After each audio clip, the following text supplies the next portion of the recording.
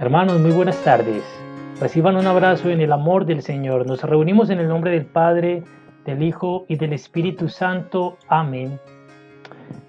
Empezamos este mensaje invocando la presencia del Espíritu Santo y todos decimos: ven Espíritu Santo, ven por medio de la poderosa intercesión del Inmaculado Corazón de María.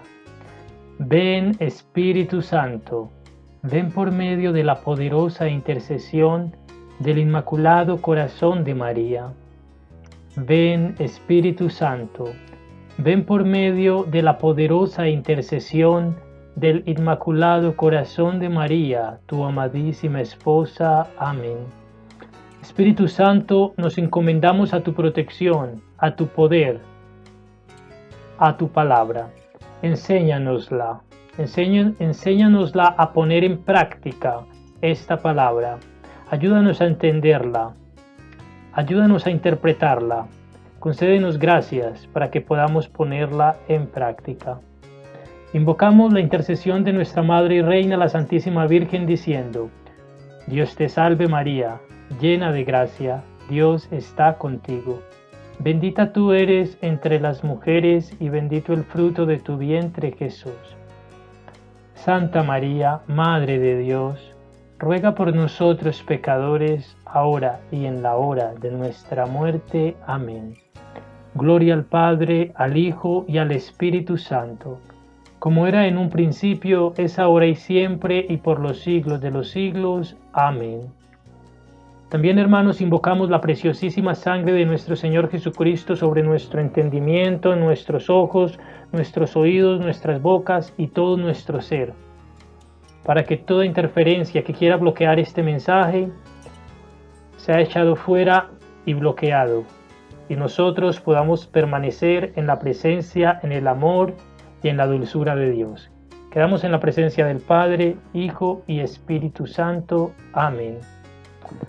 Hermanos, el mensaje de hoy es titulado La Eucaristía. Y empezamos con esta historia. Jesucristo fue crucificado y murió en la cruz. Dos de sus discípulos, muy desanimados y tristes, salen de Jerusalén y se dirigen hacia un pueblo cercano. Mientras iban de camino, un tercer hombre se acerca y les pregunta de dónde vienen. Y ellos le preguntan: ¿eres tú el único peregrino que no sabe lo que sucedió en Jerusalén? Jesús de Nazaret, un profeta, grande ante Dios y grande ante el pueblo, no fue aceptado por los sacerdotes, sino que más bien lo enjuiciaron y lo crucificaron. Hace 3 días que sucedió todo esto, pero nosotros estamos muy desanimados porque nosotros creíamos que Él era el Salvador de Israel, que Él era el que iba a liberar a Israel.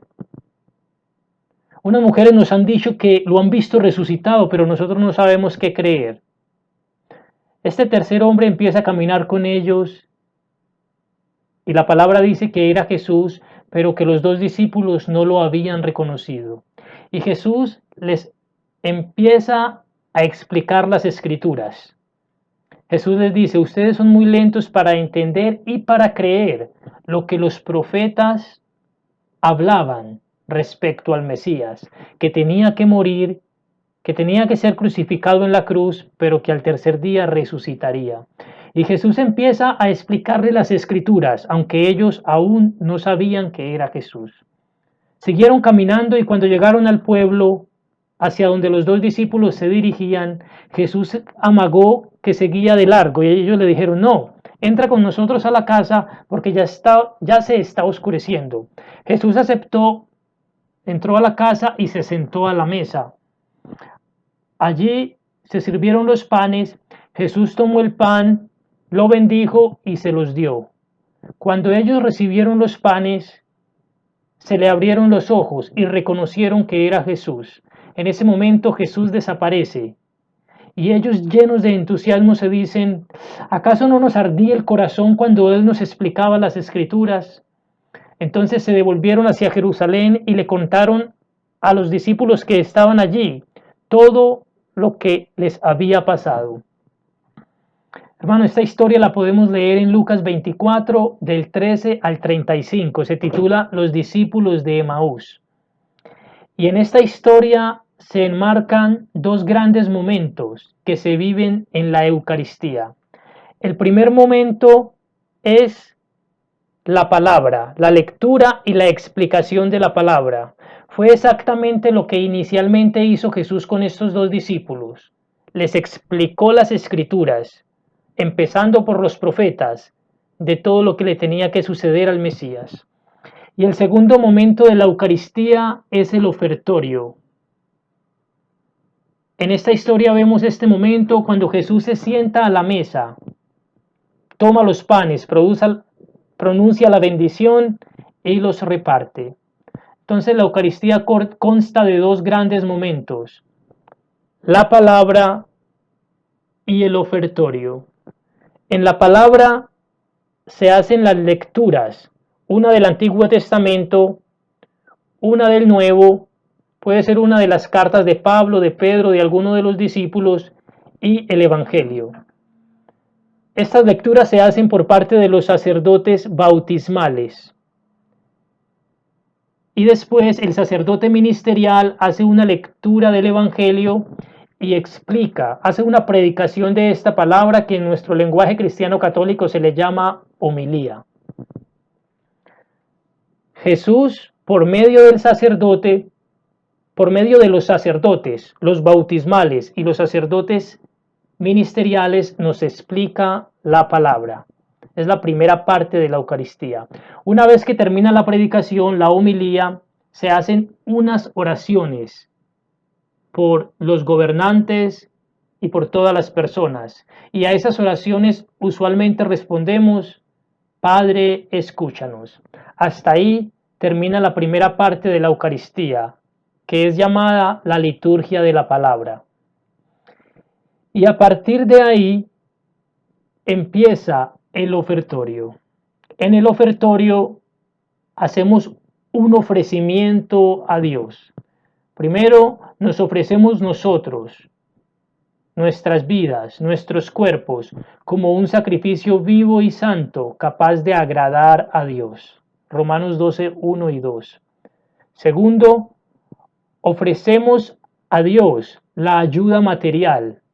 En ese momento las personas que recogen la ofrenda empiezan a pedir la ofrenda y ofrecemos a Dios una ayuda material para que en la casa del Señor haya sustento y también para ayudar a los más pobres. En ese momento también ofrecemos a Dios los alimentos representados en el pan y el vino y damos gracias a Dios por esos alimentos. Y cuarto, y lo más importante, se ofrece el cuerpo y la sangre de Cristo al Padre como expiación por nuestros pecados. Perdón. La Eucaristía tiene dos momentos, la palabra, segundo, el ofertorio. Esto fue lo que Jesús hizo con los discípulos de Emaús. Les explicó la palabra y luego se sentó a la mesa, cogió los panes, los bendijo, los ofrece al Padre y después los reparte. En esta segunda parte del ofertorio ofrecemos nuestra vida como un sacrificio santo y agradable. Esa es la verdadera adoración que el Padre quiere. Segundo, ofrecemos nuestra ayuda material para que en la casa de Dios haya alimento y para ayudar a los pobres. Tercero, ofrecemos el alimento dando gracias a Dios. Cuarto, y lo más importante, todos celebramos y el sacerdote ministerial ofrece al Padre el cuerpo y la sangre de Cristo como expiación por nuestros pecados. Dentro del ofertorio hay un momento que es el más importante y es el momento de la transubstanciación, así lo llama el Catecismo de la Iglesia Católica. Es el momento en que el pan deja de ser pan y se convierte en el cuerpo de Cristo. Es el momento en el que el vino deja de ser vino y se convierte en la sangre de Cristo. Ese momento es llamado epíclesis, donde ocurre la transubstanciación. Y esto ocurre por el poder de las palabras de Cristo y por la invocación del Espíritu Santo. Pan y vino se convierten en cuerpo y en sangre de Cristo. Y esto es así por las palabras de nuestro Señor Jesucristo que leemos en Juan 6 del 48 al 58. Permítanme hacer esa lectura. Jesús les está diciendo, aquí Jesús está anunciando que su cuerpo y su sangre es verdadera comida y verdadera bebida. Dice Jesús, Juan 6, versículo 48, yo soy el pan de vida. Sus antepasados comieron el maná en el desierto, pero murieron. Aquí tienen el pan que baja del cielo, para que lo coman y ya no mueran. Yo soy el pan vivo que ha bajado del cielo. El que coma de este pan vivirá para siempre. El pan que yo daré es mi carne, y lo daré para la vida del mundo. Versículo 52. Los judíos discutían entre sí, ¿cómo puede éste darnos a comer su carne? Jesús les dijo, en verdad les digo, que si no comen la carne del Hijo del Hombre y no beben su sangre, no tienen vida en ustedes. El que come mi carne y bebe mi sangre, vive de vida eterna, y yo lo resucitaré en el último día. Repito, el que come mi carne y bebe mi sangre, vive de vida eterna, y yo lo resucitaré en el último día. Jesús aquí está anunciando que su cuerpo, que su sangre es el alimento que nos da vida eterna. Y en Mateo 26, 26 leemos que Jesús ya no solo lo anuncia, sino que lo efectúa, lo hace, lo confirma. Mateo 26, 26. Jesús respondió, mientras comían, Jesús tomó pan, pronunció la bendición, lo partió y lo dio a sus discípulos diciendo, tomen y coman, esto es mi cuerpo. Después tomó una copa, dio gracias y se la pasó diciendo, beban todos de ella, esto es mi sangre. Jesucristo no dice, esto representa mi cuerpo, esto simboliza, esto significa, no. Jesús toma el pan y dice, esto es. Lo que anunció en Juan 6, 48 al 58, lo hace y lo confirma ahora en Mateo 26, 26. Esto es, tomando el pan dice, esto es mi cuerpo, y tomando la copa con el vino dice, esto es mi sangre. Y esa fe en que el pan y el vino es verdaderamente el cuerpo y la sangre de nuestro Señor Jesucristo es confirmada por la iglesia primitiva. Y leemos en 1 Corintios, versículo 23. Yo he recibido del Señor lo que a mi vez les he transmitido. Pablo dice, yo lo recibí de los apóstoles que estuvieron en la cena con el Señor. Y eso que recibí de ellos, se los transmito. Sigue diciendo Pablo, el Señor Jesús, la noche en que fue entregado, tomó pan, y después de dar gracias, lo partió diciendo, esto es mi cuerpo, que es entregado por ustedes. Hagan esto en memoria mía. De igual manera, tomando la copa después de haber cenado, dijo, esta es la alianza, la nueva alianza en mi sangre. Todas las veces que la beban, háganlo en memoria mía. Fíjense bien, cada vez que comen este pan y beben de esta copa, están proclamando la muerte del Señor hasta que vuelva. Por tanto, el que come el pan o bebe la copa del Señor indignamente peca contra el cuerpo y la sangre del Señor. Mire lo que dice Pablo, versículo 27, 1 Corintios 11, 27. El que come el pan o bebe la copa del Señor indignamente peca contra el cuerpo y la sangre del Señor.